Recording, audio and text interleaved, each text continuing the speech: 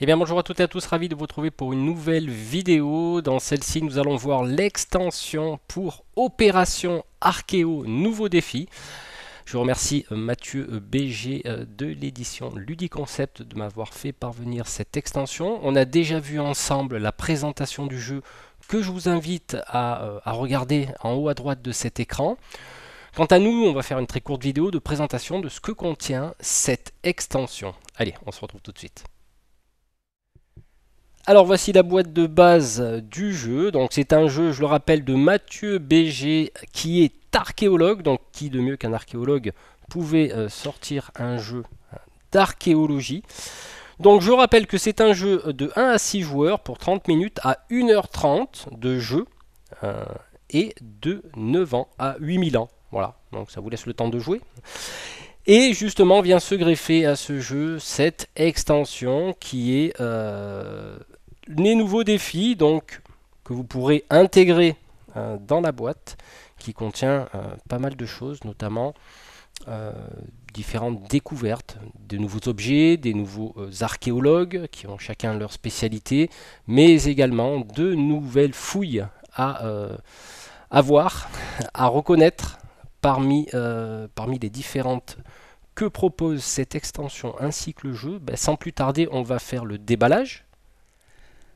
Alors dans le contenu de la boîte, nous allons avoir donc des nouvelles cartes stratégie, des cartes esprit d'équipe, 12 sites et 36 objets archéologiques datant du néolithique, du néolithique moyen, du néolithique final, du bronze final et du haut Moyen-Âge.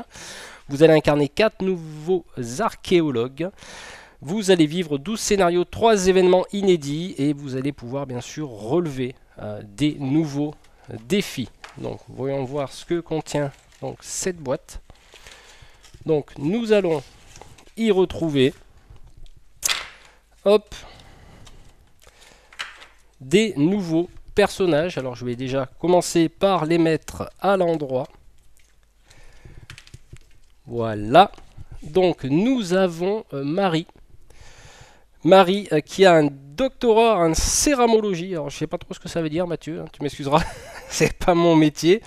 Donc qui est un archéologue spécialiste avec bien sûr des capacités spéciales que nous retrouvons au dos de cet archéologue. Donc Marie, nous avons Sabrina, la consciencieuse. Donc elle a un master pro d'archéologie préventive, elle est technicienne en fouilles.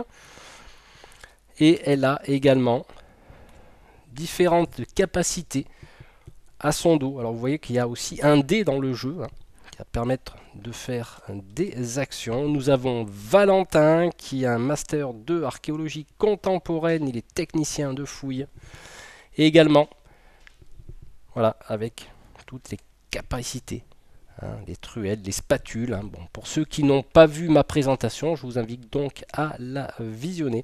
Et nous avons Vladimir qui a un Master Pro en archéologie préventive. Il est responsable de secteur et bien sûr, il va avoir ses capacités particulières. Alors, je suis désolé pour les reflets parce que les fiches sont brillantes. Donc là, nous allons retrouver différents sites archéologiques, comme on avait pu le voir dans le jeu, dans la présentation. Donc là, nous allons aller fouiller pour trouver un atelier de tissage. Donc j'explique un petit peu les règles dans la présentation du jeu.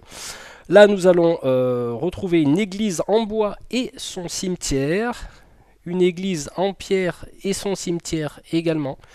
Nous allons y retrouver des enceintes à fosse interrompues, des fermes mérovingiennes et un petit hameau. Donc là, on a 6 fiches comme ça qui sont identiques. Et au recto, nous y retrouvons des maisons en bois de type 2, des maisons en bois de type 1. Nous allons y retrouver aussi des maisons en bois circulaires, un cimetière à enclos circulaire, un cimetière, une allée sépulcrale, et là des cabanes funéraires. Donc je rappelle qu'effectivement tout au long du jeu vous allez fouiller, petit à petit va se dessiner le site et ça sera à vous de trouver à travers ces fiches là, donc du recto verso comme je le disais, ça sera à vous de trouver quel site appartient les fouilles. Donc là, on va regarder un petit peu les cartes en gros plan.